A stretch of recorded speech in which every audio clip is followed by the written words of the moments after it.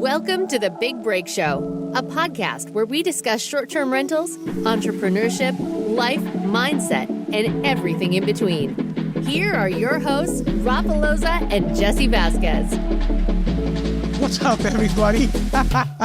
We are back with another episode, finally, after taking a couple weeks off. It's been a crazy year this year, traveling all over the world, but I'm here with Mr. Jesse Vasquez, the man, the myth, the legend, the MTR God. What's up, buddy? How are you? What's up, dude? Yeah, man, you have been traveling. I think we talked about this last week, and I'm glad you're back. And we're feeling the high from being at the Midterm Rental Summit from last week. For everybody that's listening to this that was there, I appreciate you. Rafa appreciates you. We got a ton of love and messages on Instagram and emails and all that stuff about people that attended there. I'm just super grateful that everybody showed up, got in that room, and hopefully is taking action. Speaking of action, we have a fantastic guest who was also a speaker at the event, Tatianna Taylor. Or did I say that wrong? Tatianna Taylor-Tait. I think that might have been the way to say it. But I'm extremely excited because she talks about design. And Rafa, one of the things she's doing is different. It's like she's talking about intentionally putting pieces together based off of psychology, which is pretty cool, man. I heard her speak at the event. I known her, right? I know her forever already, maybe a year or something like that. And when she talked about that specific segment at your event, I was like, yo, this is really good. And so I wanted to make sure we talked about it today because look, designers are great. I hire a designer for every single one of my units. I train my designers to fit the customer needs and all that stuff. But we've never talked about the actual usage of the space in a psychological or scientific manner because, well, I don't live in my spaces, so I don't really care how they get designed as long as they fit my customer needs. But she went into the details of like the science behind how your space should be to how it makes you feel. And a lot of people don't look at things like that. They just think, oh, I just want a good looking place. But like, do you have a place that actually makes you feel good? That makes you feel at peace inside? Are you happy with it? How do you feel when you walk into this room? Are you angry? Are you stressed? Are you like annoyed? Or are you like at peace? Are you calm? And she goes into those details and I absolutely loved it. So I'm excited for everybody to listen to this. Yeah, me too, man. I'm excited. And with that, guys, we love you all as always. I thought you were going to add something to the end of that, Jesse. That's why I got quiet there. But anyway, yeah, we love you guys for real. These episodes are always fun because we get to learn a ton, but we want you guys to learn the conversations or listen to the conversations where we get to learn from so you can pick up some nuggets yourself. So we hope that with all the episodes we've put out, you guys have actually learned some stuff. You guys have picked up some stuff. It's so awesome every time I go to events and I run into you guys, all our listeners who are like, hey, man, we love the podcast. Hey, we love the info you put out. And that means the world to me. So hopefully you guys are still enjoying this. Keep sharing it with other people that you think can benefit from it because that's why we do it. We want to keep bringing on good value and we want to keep adding good conversations to you guys' lives to make them better, to grow, be better, and do better. So without further ado, Miss Tatianna. Hey guys, Rafa here. A lot of you guys have been asking me if I have a course, if I teach, if I mentor my short-term rental business, and the answer is I do actually. I just recently released my very first course. It has about 120 videos. If you're part of the monthly membership, we are adding 2 new videos a month in current issues or projects that I'm working on within the short-term rental business, and we do 1 monthly call live where you have access to me to ask me all the questions you want. So if you're interested in joining the course or if you want any more info, click the link below. It is application only. We only open it to a certain amount of students every month because we want people who are serious, who really want to be a part of this, who actually want to take their short-term rental business and grow it, or starting from scratch and want to learn how to actually acquire properties doing rental arbitrage. If that's you, if you're serious and you really want to do this, click the link below, schedule a call with me or my team, and we'll get you going. Now back to the show. What is up, everybody? Welcome to the Big Break Show. We are here today with a special guest who happened to be at the Midterm Rental Summit speaking all things design. And for those of you who have not heard Tatianna speak yet, she's a phenomenal speaker. And we both have the same speaking coach. So, and thank you for that, by the way. Tatianna, what's up? Hey, I am so happy to be here. And again, thank you for having me at the Midterm Rental Summit. It was a blast. And I can't wait to get into it today. Yeah, I know. It's super awesome. I'm so glad that we had you there. And it was kind of like a last minute. We were waiting for a sponsor on the design side to pay to come up because you know how this stuff is with these conferences. And I'm just like, you know what? I don't even want to do. Let's just go with somebody that I know that's already in this space, that's professional, that has a following, that understands this business. And I was like, Tatianna, I sent you a message and then you were just like, yeah, dude, I'm doing it. Right? You were jumping on it. Yeah, no, it was a great opportunity. And I always love being able to share design with as many people as possible because there are so many different details and like aspects to the business that really can help people flourish. And your talk was great. Your talk was great. I was like, man, it was really good. Just you got into the science of it. And I like never heard anybody speak about design like that in a way before. So it was really good. It's so funny that you say that because I was actually so nervous bringing that out. You wouldn't believe how many people I was like, does this actually talk about design? Am I even talking about it? Because at the end of the day, like my whole approach to it was that you have to understand the fundamentals of design first before you can actually go and curate your space. Yeah, I absolutely loved it. I'm so happy that you brought that segment in there because, everybody like talks about design. Like you even talked about color theory a little bit, and I was like, man, okay, you have it down, right? Because a lot of people are like, oh, this just looks good with this, or this looks cool with that, but they don't go into the actual like psychology behind the space where it's like, how does it actually make you feel? And when you talked about that, I was like, dude, that's gold. Like honestly, hands down, it was great. I'm glad you got on there. Can I tell you guys this? Every time I wear a yellow shirt, I work out. Don't ask me why. I feel better. That's like weird. Literally every time I wear a yellow shirt, there's a psychology. What is it behind yellow, Tatiana? Like, So I take you haven't got to the gym today, dude, since you're wearing blue? no, there's yellow in here, bro. Look at this. No, when I wear this all yellow shirt that everybody makes fun of, by the way, Tatiana, I go to the gym, or it's my garage. I work out every single time. And I don't know if it's just that color or if it's just that, like, I've read that yellow is like a happy color, like people are generally happy. But I really like this topic and this idea about, the psychology of space. Like, over the last couple of years, there's been a lot of people that have talked about like decluttering and changing your environment and minimalizing things. And I feel like your holistic approach kind of check marks a lot of those boxes. So do you want to talk to us about what a holistic design approach actually is? Yeah, well, so it's all under the psychology of space, which basically is how our mental state is affected by our physical environment. So what this can be, it can be done in any kind, a room, a building, the outdoors, but really it comes down to like how you actually feel within that space. And kind of going back to one of the questions I asked at the summit was how many of us feel anxious or, a little overwhelmed in a dark and cluttered space, and everyone's hands shot up. And that is the thing that we really have to consider when we are designing our spaces or even just like your at-home life. For me, I actually physically cannot do my work at all if I know like my house is dirty or like my dishes aren't done. Like it has to be done before I can even like get started on my day. And originally for the longest time, I thought that was like an OCD trait or something, but it was all because of the psychology of space and how my mind, I actually cannot think clearly if my space isn't decluttered. Can I ask you a question on that? Did you grow up in a house that was not clean? So again, a topic that I mentioned kind of in my speech is I grew up in a household. My mother actually suffered from severe depression and bipolar disorder. So when things were good, our house would be spotless. It would be the most organized. Creativity would flow. My mother would be reorganizing everything. And that's really when we would thrive. And then on the bad days, things would be cluttered. The dishes would be piled up. Our laundry would be everywhere. Our rooms weren't clean and it would feel dark in the space. And that would really affect my mother. It would affect my brother and I. And it wasn't until we were able to declutter that space and reorganize again that there would be that kind of mental shift. Yeah. Yeah.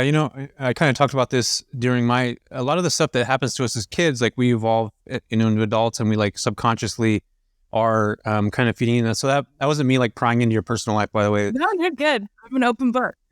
Speaking of psychology, like I'm a big person of, I've been in therapy for many years. So like I try to understand things in a different way. So for me, when somebody's like, I love to have things clean, I can't do anything else this way. My first thought is like, okay, did you live in the opposite of that? Is that like where you just talked about thriving in that environment?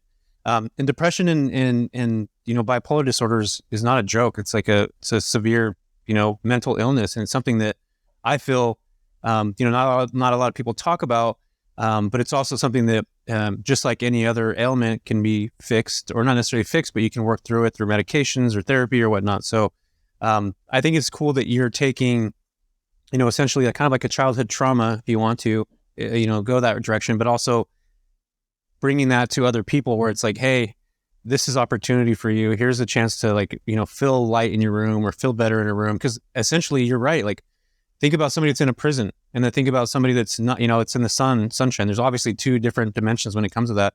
And you can have that same environment in your own home too. Not that you're going to be in a prison, but it could be dark and cluttered and, crappy stuff, furniture that doesn't make sense in certain places. And there's just a feeling about being in a room. And Rafa, you can attest to this, that when you're in that room, you just have a different feeling to it, to your entire, even persona, everything.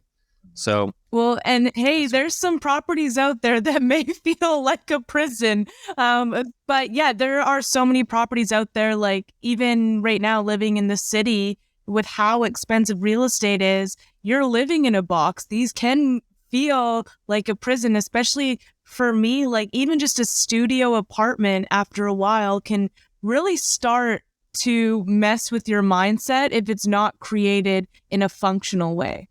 Dude, I can't operate in my office right now is a mess, and I've been gone for so long, and I came and it's just like, I'm not comfortable anymore. And this is like my sanctuary, like my little happy space. And it's like a mess. And I'll look around and I'm like, oh my God, like I'm just like, I'd rather go work in the living room because the living room's clean. Right. And it sucks because when everything's kind of like not in order or like in its right place, and it's not like the whole OCD thing, like you were talking about, it's just the comfort of the space.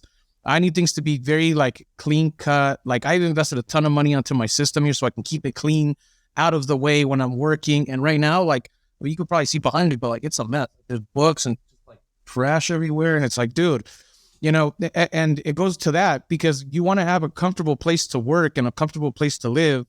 And a lot of it has to do with the design aspect of it, but a lot of it has to do with like how the space is set up, right?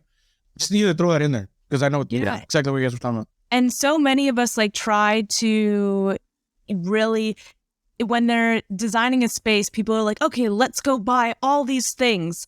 And really, the first thing that people should be doing is going back to the basics. Reassessing your space in what you actually need. Like so many times we get in this rut of like buying things and adding decor and adding artwork, but really at the end of the day, what we needed to do was reassess, okay, what are we actually using? And declutter the space and make sure, and then build upon those main items. Because at the end of the day, like I feel like in society, we just keep adding. We just keep adding and buying more, and less is more, you guys. We live in a consumer society, right? Like everybody just needs to buy and add. Like I get mad when I go over to my parents' house because like, I love you, Mom, if you listen to this, but like she's a hoarder. And like she's like got like just tons and tons and tons of stuff. And I'm like, dude, like I'm stressed out walking into your house. Hispanic mother, brother. Yeah, you're right, 100%. That's every Hispanic mother on the planet Earth. Dude, yeah, no joke. And like I made her, like I'll go over her house and I'll throw stuff away sometimes, like without her noticing. I'm like, this is garbage. It's been sitting here and it's covered in dust for like 6 years. Let's toss it. But like, dude, her garage, like now that they moved to the new house, like they dude, okay, I'll give you guys perspective. They have 2 trailers just covered with junk that they haven't even unpacked, and they've moved in January. You know what I mean? Like we're 6 months later. Like, dude, throw this crap out. Like just get the dump and just go straight to the dump and throw everything out. If it's been stored for 6 months, not doing anything, odds are you don't need it. You know what I mean?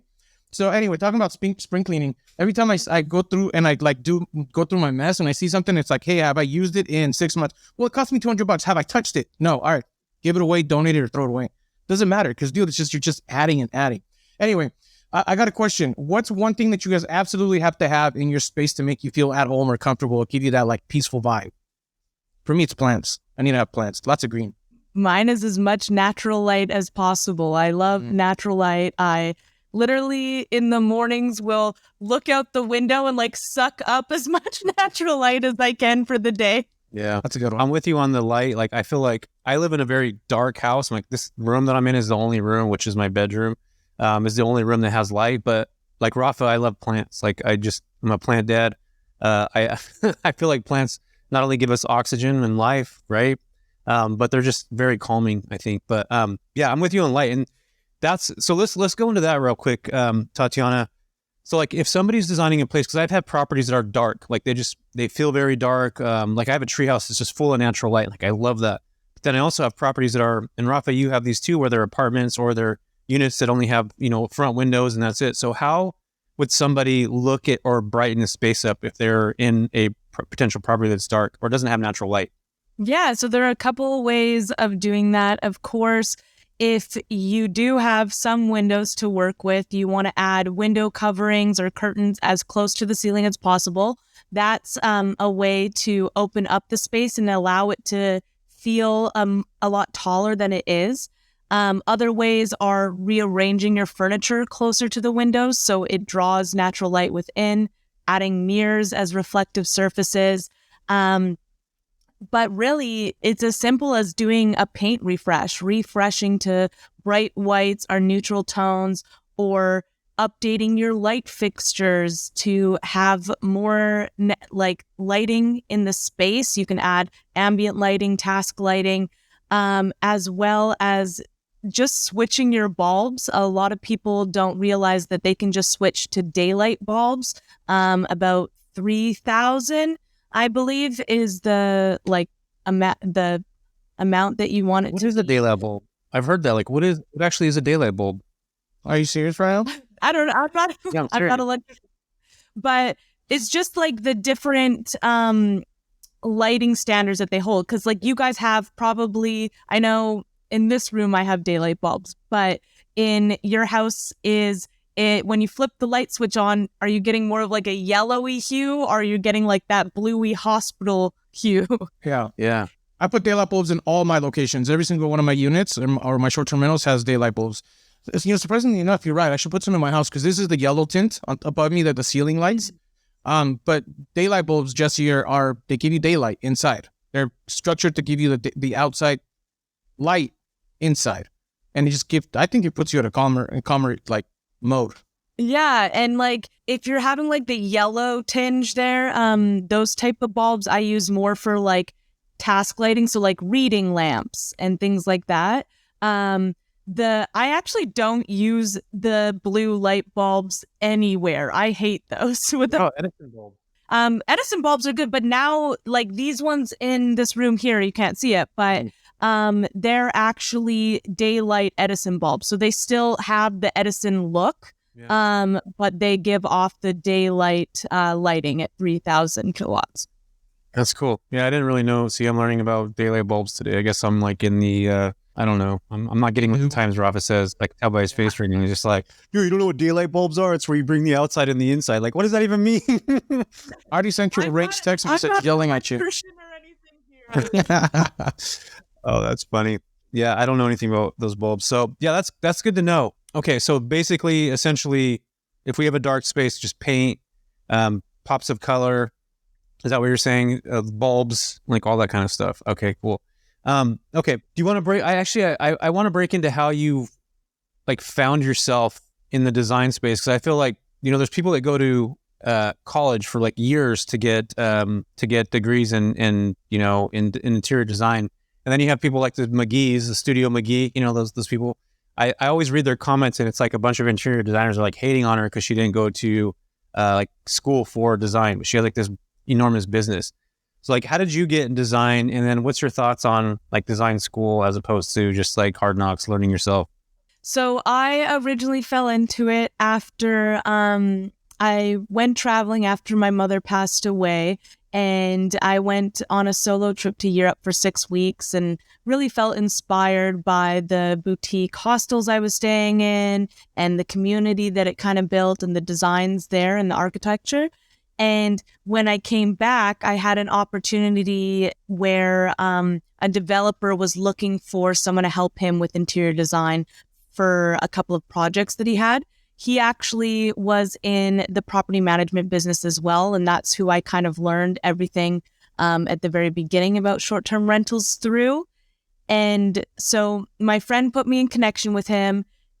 He gave me a shot because right at that time, I went to school for marketing and graphic design, and I was previously laid off from my job. So I was like, what the heck, interior design, graphic design, color theory, it's the same. Let me give it a shot. And at that point, I didn't have any schooling. And I learned being on site and going through the experience myself. That was amazing.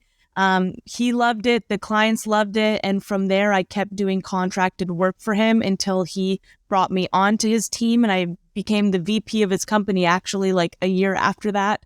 But during that process, as soon as I realized that I liked it, I did do my interior design certificate. I don't have the full years of schooling like everyone else, but I did do my certificate, which helped a lot when it comes to reading plans and measurements and scale and proportion, everything like that. But in all honesty, most designers still to this day, they do years of school. And what I find people struggle with the most, even if they have schooling or even if they're learning the hard knocks way, is people don't get taught in school how to run the business. They don't get taught how to mitigate issues that arise, as well as pricing and everything like that. So that you're going to learn in the field on your feet either way. But I don't know. I think it's always scary because it is taboo that a lot of designers that did pay the money and go to school for years, which I have so much respect for them for, they do kind of hate on people that didn't go to school. And it is hard because, everyone, if, they had some Pinterest boards and all of a sudden they were calling themselves a designer, then that's a little bit different. But if you are actually on the job site and learning through experience, through projects, then of course, if you have it, you have it. It is a skill. It is an art. And if you were born with that, why can't you kind of, run with it and turn it into a business? Like you said, Shay McGee, and I believe even Amber Lewis went, and she's huge, and she didn't have schooling either. I just was at High Point Market, and this blew my mind. There were 5 or 6 people on a panel, and the only people that actually had the educational background as interior designers was this one couple on the panel.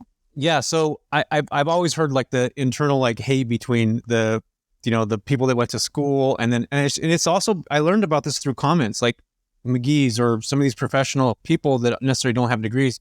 It'll be how everybody hates on the internet. I get it all the time.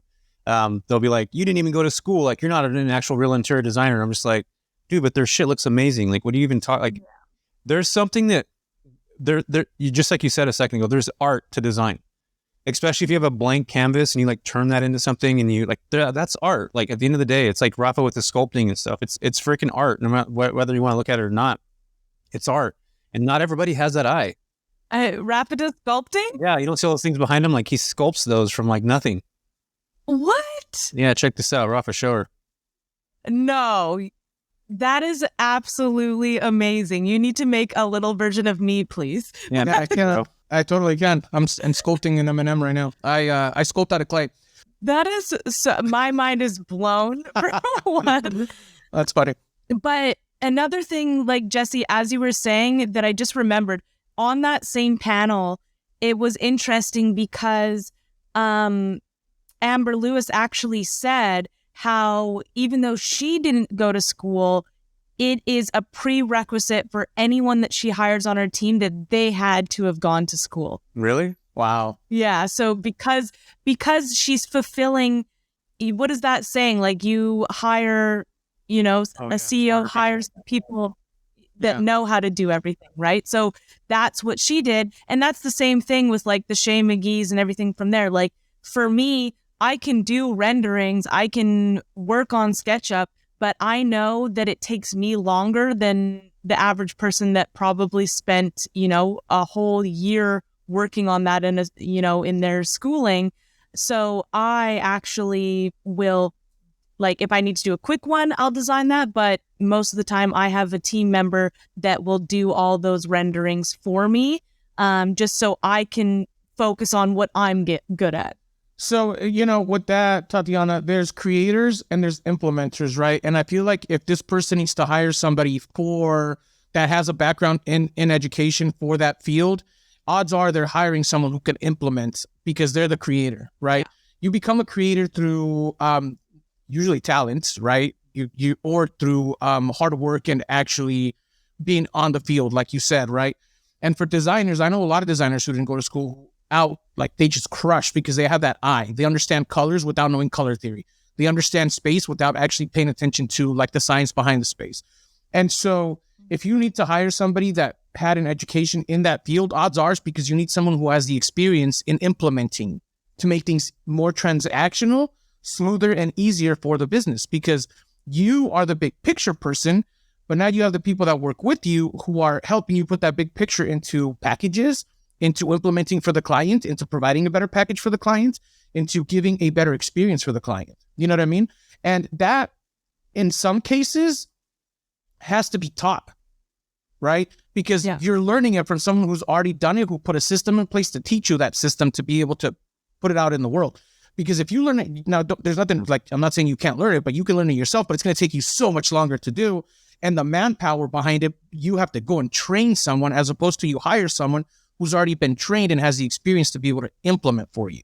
You know what I mean? Yeah. And so that's why a lot of these like high level guys have to hire other people who have that education behind them, because they've already been trained and already have that experience on how to implement. Yeah. It's like when I learned how to play guitar, it's called Suzuki method.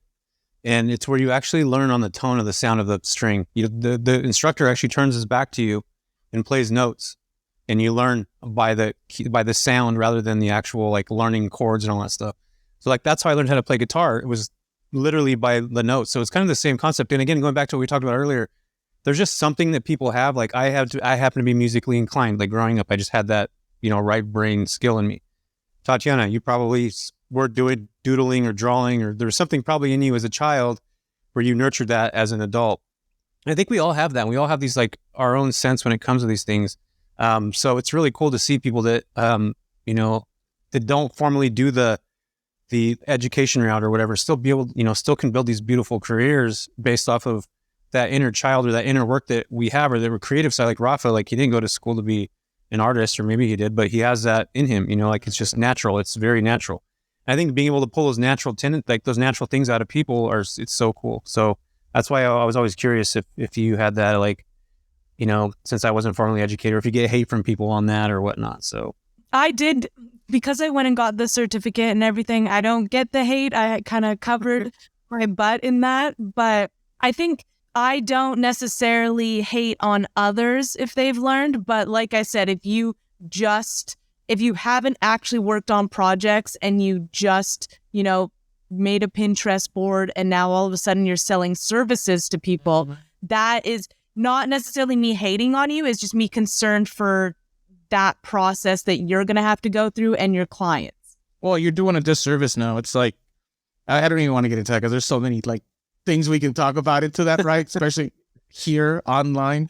But yeah, you're just doing a disservice to the client if all you're doing is putting together a few pictures and a few boards and saying, hey, this is what I came up with. It's like, dude. Yeah. I thought I was a designer for a long time, you guys. Like I was like, I'm a designer. Like I freaking know I am. Like I would love to have a design company. I love art. I love like from having nothing and building something from it. I love design, like in general. I understand business to a certain degree. So it's like, I love that. But again, I don't have that. I'm not I'd have to hire a Tatiana to build a business. Like I couldn't do that with myself. You can be like the middleman wholesaler and then just pass the okay? Yeah, there we go. That's the thing. So awesome. So I want to shift this real quick because, and this is something that I've seen people do. And I initially, when I first started in the short-term, midterm space, I did this wrong. And short-term rentals and midterm rentals are different in the sense that like, you have different clientele in there. So what I did wrong, and Rafa, you might have did this wrong, maybe tell me or correct me if I'm wrong, but when I first started, I designed places based off of my needs rather than what my clients were going to want or need. And I've evolved over time where like now I see like what they need or what's going to help them thrive. So can you talk about designing, like say if I'm going to go after clinicians or I'm going to go after like relocation for families in the midterm space, like that's going to be a totally different design essentially than like a short-term rental design. And one of the things that I love that you talked about and that I've talked about too is like, everybody right now is out theming each other. Like we had this post that went viral where Rafa and I was like, everybody's trying to out cactus each other with like their themes and just like these other things. Like, how do we design intentionally for our avatar, for our clients? Like, what does that process actually look like? Yeah, of course. And so for me, I always have this controversial perspective on it that of course, I love themed properties, but I'm really big in a timeless aesthetic over a themed one. And the reason I actually believe in that is because most of these properties are your investments, why are we not treating it like an investment and planning for, of course, we want as much money out of it as quick as possible, but it's the long game that we're really playing. And when you plan a successful investment, you want to make sure that you're not dumping buckets of money every couple of years in it. You want to make sure that you can squeeze as much out of it as possible without having to put more in. And through a timeless design, you can do that. As over a themed property, they are every 5 to 10 years, you're going to have to dump buckets of money into it just to keep up with the trending cultures, or make sure that that wallpaper that you put on, or, the pool table that you put in that's all themed, that people have been spilling drinks over, it needs to get, refinished or anything from there. But for me, the first step when designing your property is knowing who you are designing it for. So just like you said, is it for the travel nurses? Is it for families that need the space due to an insurance claim? Or is it a business-to-business relationship where you have business professionals coming in every month or longer from there? But with that, we always create our ideal guest avatars. And what that is it's a breakdown. We make up a name of who we think this person would be. So, for example, our travel nurse brand avatar is Lauren Brown. And Lauren Brown is newly engaged. She lives in Houston, Texas. She makes about $125,000 plus a year.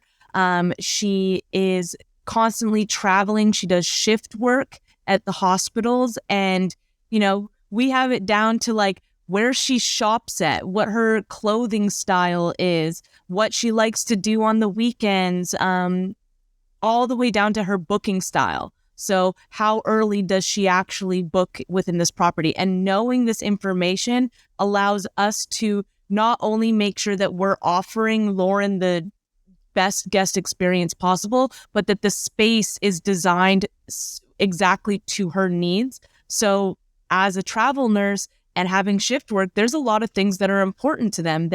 You want to make sure that they're getting the best rest possible so they can show up to their shifts 100%. So with that, we have high quality mattresses, bedding, blackout curtains to ensure that she can sleep during the day depending when her shift starts. Noise machines, if they're not used to an all quiet space or they're trying to block out the city noises. We also make sure that, on their days off, we've noticed that a lot of people, especially in the medical industry, they want to relax. So we make sure that all of our TVs are smart TVs with multiple streaming platforms provided to them, that we offer a fully stocked kitchen, but also elevated services like meal prep services, or at least a drawer full of takeout menus for them to be able to access if they need to. So those are like a lot of the things that we want to consider. Of course, in-suite laundry, how efficient that is for people to be able to use. And those are just like the small details that matter, but that makes a huge difference to every guest that is booking your space. I love the way you explain that 100%, because talking about customer avatar is so important. Even in you went deep into the design factor of your customer avatar, which is the most important, right? The second aspect of it is the actual location for your customer avatar. Does your location go hand in hand with your design style for your customer type when you're picking places?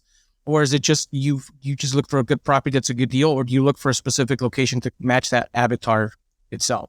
I'm huge on location. That is everything. in the past, when I initially started with private room rentals, I had a 7-bedroom property. This house was literally falling apart.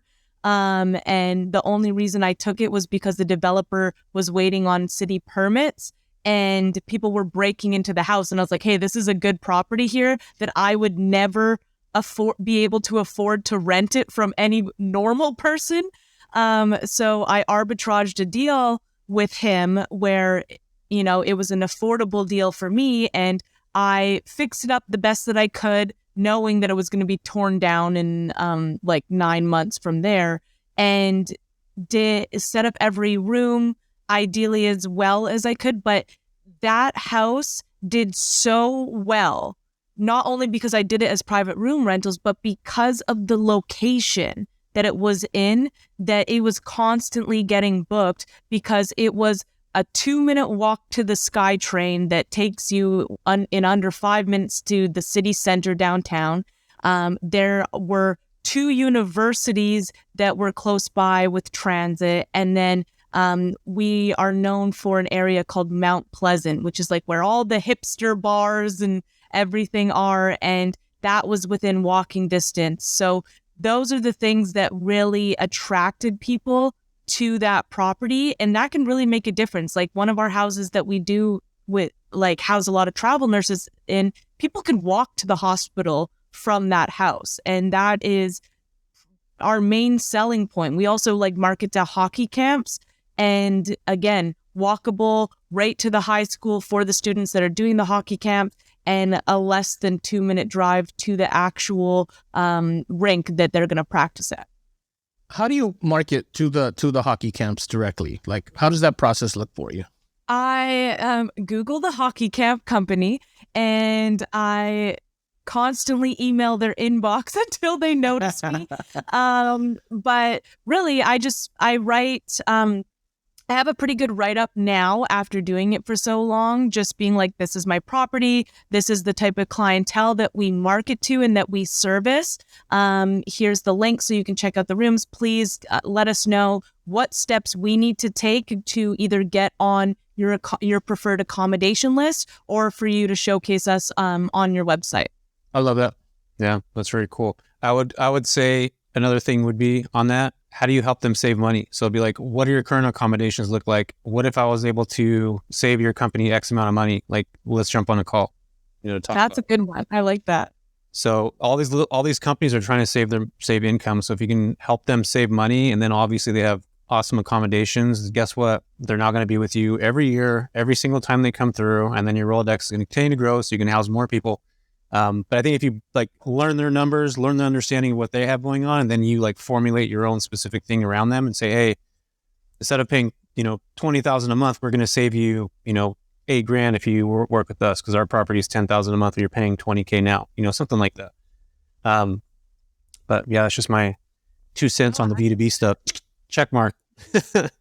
Awesome. Yeah, I love that you have not only are you in short-term space, you're obviously in the midterm space if you're dealing with clinicians, and then these other companies with the ancillary companies are the hockey teams, all that other stuff. I think that's so good to diversify your portfolio into all those different avatars, if you say, because it helps you deal with slow periods with Airbnb.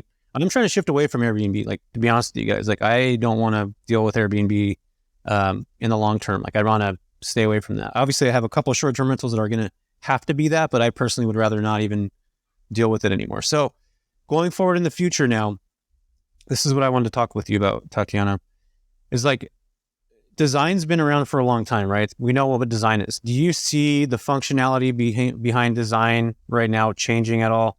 Do you see it becoming something else? And we all go through trends, right? We've seen it with shiplap when Joanna Gaines was popular, and then we've seen the board and batten walls. I think that's that was a popular thing a couple of years ago, and it's still kind of going. So where do you see design going? When you talk about timeless stuff, what does timeless actually truly mean?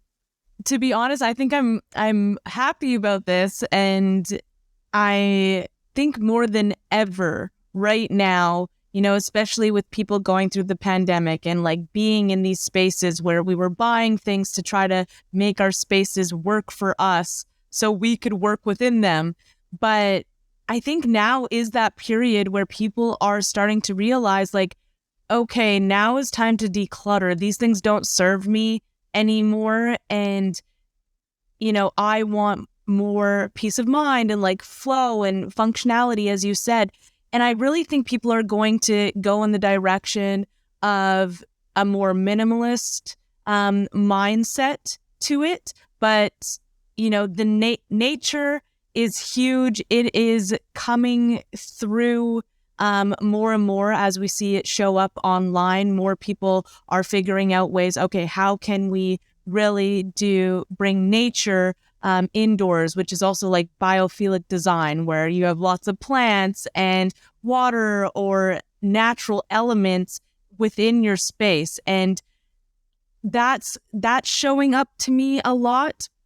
I think that's going to be a trend more than ever, but I really do believe strongly that people are starting to realize that their spaces do affect their mental state. A lot of people didn't even understand, that the psychology of space was a thing.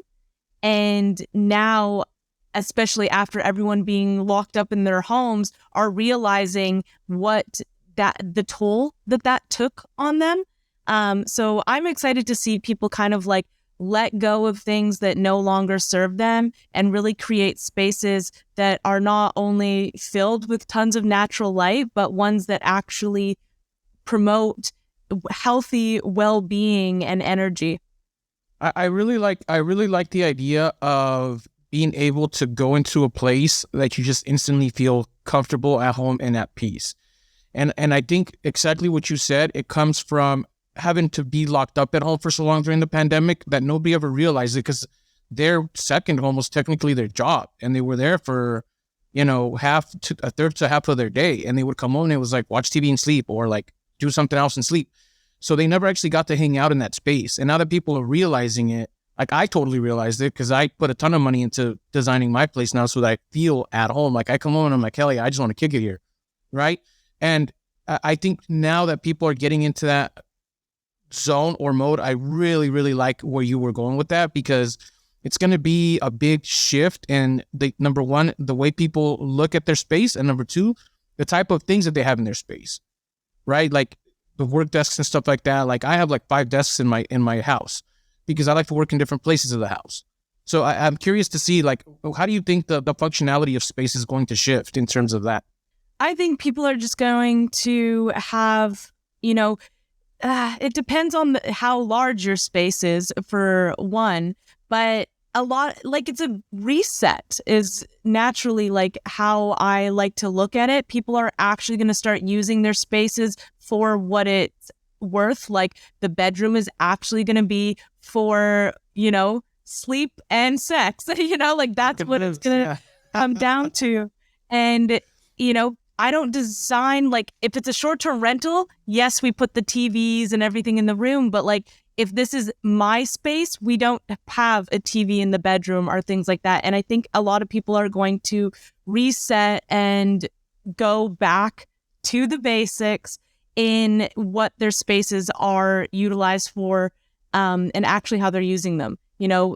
Having functional dining spaces where families can actually dine at the table again and reconnect with one another. Because I think right now people are starting to see the effects of how we lost connection with one another. Before COVID and the pandemic, travel and all these things, people, I felt like, at least for me, were at an all-time high of connecting with one another and creating these spaces that had a huge sense of community.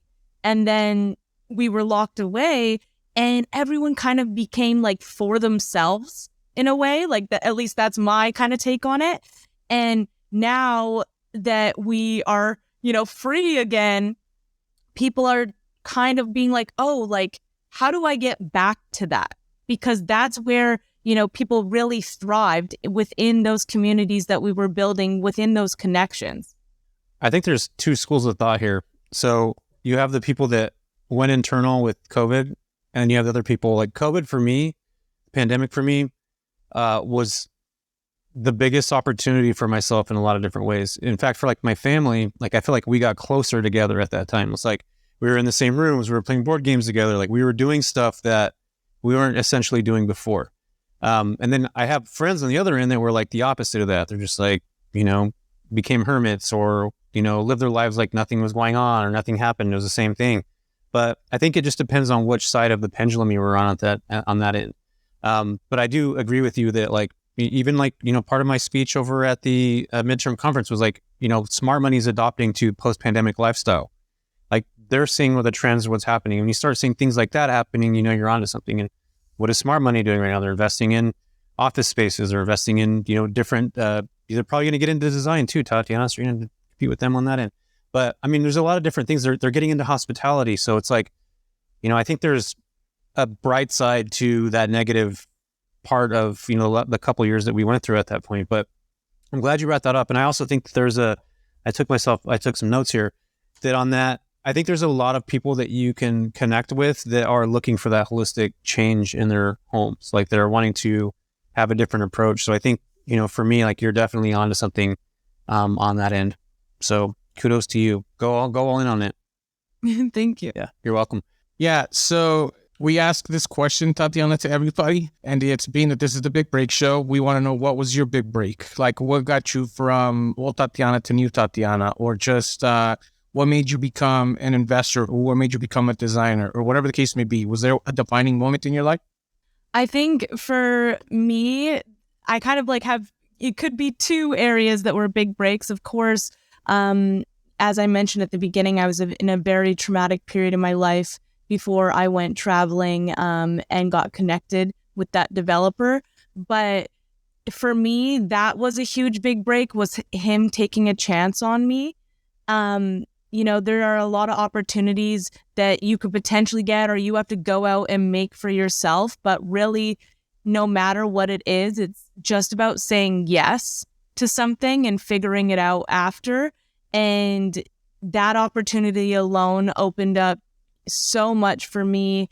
And I am so grateful at the end of the day for doing that. But if I didn't believe in myself that I could pull it off, or at least have that curiosity to be brave and say yes, that would have never happened. So to me, that's kind of a big break. And then the other was just showing up online and sharing. I didn't need to be an expert in anything, but I shared my experience and my knowledge and what I was passionate about. And people began to resonate with that. And that's what helped me build the community that I have now today, and how I got in connection with you guys. And Clubhouse. yeah, well, I wasn't on Clubhouse as much as other people, but I was definitely listening in and everything. But, I'm so grateful. And now today I get to call you guys friends. So it's just showing up, saying yes. You never know what to expect, but those were my two big breaks. I love that. That's awesome. So real quick on that, when you got that opportunity with that guy, was it like you being proactive? Like, hey, I want to join you. Like, I want to get this. Like, what does that look like for somebody that's starting off right now? Like, what did you need to do to get in that guy's sphere? Like, what did you have to, how did you present yourself? Because a lot of investors or people that are like higher level don't necessarily just pick anybody to come into their job. So like, how did you get that opportunity? Like, what actions did you take? I think it's the network that you create. I had a friend that was willing to go to bat for me and strongly believed in me as a person. So surround yourself with those people that actually believe in you, probably more than you believe in yourself, because that's really what's made a difference for me. Networking, getting out there, sharing my story, because people can see that you're hungry and that you want this. And the more that you can actually show that you will go above and beyond to learn or, do the best that you can, people will see that. They'll recognize that. And that's what he recognized in me. He could see that I was hungry and I wanted it and I wanted to do good. And I did just that. Like the first couple of years of my business and like finding myself in this was not easy. It was a lot of long nights, like crazy hours, little to no pay. Like these were the things that made the difference of what it is now. And now like I get to set my time, I get to set my price and create I'm choosy with the projects that I pick and the spaces that I get to create for people. That is so awesome. Yeah. So you got to get out there and do work and just show up. That's it right there. That's awesome. Yeah. I love that. Because a lot of people talk about saying no to things, like Aaron talked about that at the midterm rental summit, right? The keynote speaker. But you're like, say yes to stuff, show up. Well, he has a good point. You do have to say no to some things for it to make sense. But I feel like if you're just starting out, you say yes until you can get to a point to say no to the right things. Yeah, I totally agree with you. I think, once you reach a certain level, like you have to say no to things. I think, but when you're first starting off, I think you're totally right. Get your feet wet, dip your toe in, whatever you want to say on that end, but just understand what it is you're getting into and educate yourself. Like that's essentially what it is. There's no better education than actually working alongside somebody that knows what they're doing already, right? So yeah, that's awesome. Cool. So what's an actionable step that somebody could take right now, Tatianna, from like after listening to this episode, like something somebody could do to either better their life, start a new business, whatever it is, like what would that step be? So two things you could do. One, of course, start networking with people. If it's, find a meetup in your area or whatever your goal is, try to get where those people are so you could learn as much as possible. The other thing, like I said, it was a friend that, went to bat for me and saw my skills and assets. Reach out to your friends or family or even on Facebook. Find someone who might be, a degree away from the business or that thing that you're trying to learn or the people that you're trying to get in front of, and see if there's some way that they can make an introduction for you, because you never know. You just have to show up and get in the room. I love it. Yeah, getting in the right rooms, that's a big thing for sure. Rafa introduced a new question here, so we're going to hear Rafa's new question. Let's hear it. Yeah, I want to know, what's the best piece of advice you've ever received? That is a hard one. Probably something along the lines of like, you can't be your best if you're not at your best is a huge thing. And that comes down to, at the end of the day, taking care of yourself and your mental health first. For me, I actually have a very strict regimen of like the diet I'm slipping on from time to time here. But, I work out a set amount of times per week. I try to set up my routine as similar as possible.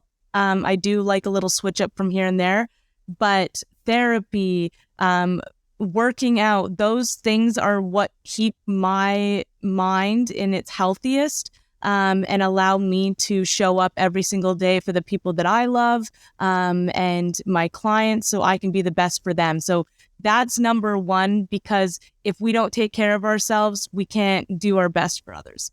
Yeah, it's like that oxygen in a plane analogy, right? Where it's like you're with your kids or something, the plane's going down, oxygen masks are dropping. If you put it on your kids, you're going to faint, right? You got to put it on yourself first and then give it to everybody else. So I'm with you on that. I totally agree on the mental health stuff. Like I've talked about before, I'm trying to get Rafa in therapy. Maybe Rafa, we can do a couples therapy together. But I'm pro therapy. I feel so weird. I always love it when Jesse comes into a recording after therapy, because he's like drops some good knowledge. I'm like, yeah, all right. He's always been telling me about it. No, it's because it's usually, I skipped on it today. I had to, but every Tuesday I have therapy, and it's like I leave that session and I come to our podcast, and it's like it just gives you, and Tatianna, you're the first, you could attest to this. Like it gives you a different thought process on how you normally think, and it's like we're always trying to learn about, how to invest or how to do these things, but we don't ever take the time to learn about our own selves, our own thoughts, and the situations that we're in to allocate the reasons why we do certain things, or our childhood issues that we're either replicating or wanting to get away from as adults. And like therapy really helps you, if you have the right therapist, kind of flip that script and see things in a totally different manner. And I think that if everybody has the means, like definitely get into it. It's so helpful. Yes, 100%. And like, there's ways, like even find out from there's community like centers and everything like that offer those services for free and everything. So really like try to determine those resources as much as possible, because after I lost my mother, I was in a very dark place. And if I didn't go to therapy, and if I didn't go to like yoga and meditation workshops and those types of things, I am scared where I would have been. Like that's really what got me through it. And it's cool to think, like, I don't know, Jesse, if you feel this way, but like I love therapy in the sense of like, I go there, I get everything off my chest. And by the time like I'm home or like in the real world, like I don't have any complaints or like stressors to talk about. So that's like kind of nice because you know how like you'd meet up with your friends or family and you just like want to complain about something or get it off your chest. Like you don't have that because you already did it and you've already like processed that situation and like looked at it from like 10 points of view at that point, right? Well, whoever your therapist, I need to set myself an appointment with that because I don't feel good after I get out of therapy. Like, I feel like I'm in a thoughtful pattern. I'm like thinking, I'm like, because my therapist is not, I mean, I guess we're getting into this whole thing. I know you got to jump off right now, but it's like, No, I have a couple more minutes. We're good. she's not somebody that like slaps my wrist. Like, she's like really like the opposite ending where it's almost like an open-ended question. It's like I'll leave the therapy session with like, well, what am I supposed to do next? Maybe that's how she keeps me in the same loop. I keep paying her every single week. But I'm just kidding. But it's like therapy's it's a never ending loop of situations. Yeah, you can like go in there and dump all your stuff and, you know, get resolve on that. But I think that there's so much more intrusive work that needs to be done mentally and emotionally and even physically. Like it's all connected in a lot of ways. So just like you talk about with your, you know, with the design in a certain space, like our mind, body, spirit, it's all connected in a way. Like if you're off on one thing, then everything's off. You know, the state of being. You know what the state of being is? We just talked about this last week. Do you know what it is? The state of being? Yeah, a little bit, but I want to hear your breakdown of it, of course. Yeah. So it's like the state of being where you're actually like a being is like your mental and your physical body, like in one. And like most people don't understand what that means. That means like being in tune with your mental state and your body, like without one and the other being attached, like there's not a correlation together. I'm actually reading a book right now. Breaking the Habit of Being Yourself by Joe Dispenza. Had to look at it. It's a long. Ooh, I'll have to read that one. Another one that I love is Light is the New Black. That one's a really good one. It's very spiritual. Like it does cover God if that's your religious belief, but it is more spiritual and talks about like the universe and how the power is really within us. That book changed my life when I was going through the loss of my mom. But I do have two funny therapy like stories, I guess, or like kind of funny. They're dark humor. When I first went to therapy, I like unloaded my story on my therapist, and she actually I was like questioning to myself after this because as I'm telling her my story, I look across and my therapist is bawling her eyes out. Oh my God. And I'm like, oh my God, am I that messed up that I made her cry? She's never even heard something like this before. But it was also how much she actually was like in connection with me. And then we built upon our relationship, of course. And there was this funny time because I always, you know, before I let people walk all over me. And I was always like, you know, didn't want to speak up or say anything. And during one of our sessions, I'm like talking and I'm saying all these things to her, and she goes over to the whiteboard and she's like drawing a doormat on the board. And then I'm like, what are you doing? She's like, do you see what this is? And I was like, yeah. She's like, it's a doormat. And I was like, uh-huh. And she's like, this is you. And like the whole time. So like, sometimes it's like the hard knocks in there and you really got to listen to the hard truths. Then it was funny, like seeing that because yeah, it was true. Like I was a people pleaser down to the T, like everyone and their dog. I wanted to make sure like I was doing the best for, but those sessions really kind of like opened your eyes. And at first you're kind of like, why am I paying this person? And you leave like angry, but then you really realize, okay, I needed to see that. I needed that time to like self-reflect upon that. And okay, now it's in front of me and I can change it. Yeah, and you got to be open to it too. You know what I mean? Like if you're in there like, you know, oh, I don't want to be here. Like Jesse made me do this, right, Rafa? Jesse made me come here to do this. And that's different. You're not open to it. But I want to leave on this note and we'll get into you real quick. I want to talk about my quick. So I had a therapist when I first started. He looked like Bill Murray. And that's the only reason why I kept going to him. Dude, he had a computer and I was in there in a therapy session, literally in the middle of a therapy session. I was probably like 23 or something. And he flips his computer around. He's like, hey, where should I buy a house in Tahoe? And he like was showing me houses. And I was sitting there like, yeah, dude. And I'm just like, oh This guy looks like Bill Murray, so I'm going to continue to come here. But he literally flipped his screen around and was like, where should I buy a house in Tahoe? Like literally as I'm talking to him. Wasn't even paying attention. Oh man, that was Bro. Wherever that Bill Murray therapist is, man, I'm going to find you, buddy. I feel like you gotta stop picking your therapist because of like weird traits or reasons. I know, like who doesn't love Bill Murray though? I'm like, man, this guy looks exactly like Bill Murray. Oh, Renad. So funny. well, Tatiana, where can people find you? And not in therapy. I'm talking about like actual like Instagram and all that other stuff. Definitely on Instagram at Tatianna TT, as well as through my link in the bio there will be my website if you want to check out my design services, or come and check us out at the Level Up Your Listing Summit, an all-women summit for short-term rentals and everything interior design. So that's where you can find me. I'll be hanging out there when I'm not in therapy. There it is. Well, there it is, folks. Tatiana said it all today, from growing up and then getting design and then getting her first foot wet in the project management side on the Airbnb side, and then having your own career. And look at this, like here you've gone full circle. Level Up listing now. Look at you, Tatiana. You're doing it all. Right, Rafa? Yep. Crushing it. Thanks for being here. I appreciate you. Thank you. We appreciate you. All right. Take care. Level Up listing. Love it. Rafa and I are going to put wigs on and show up there. All right. Yes, please do. We are. Thanks, Tatiana. Thank you.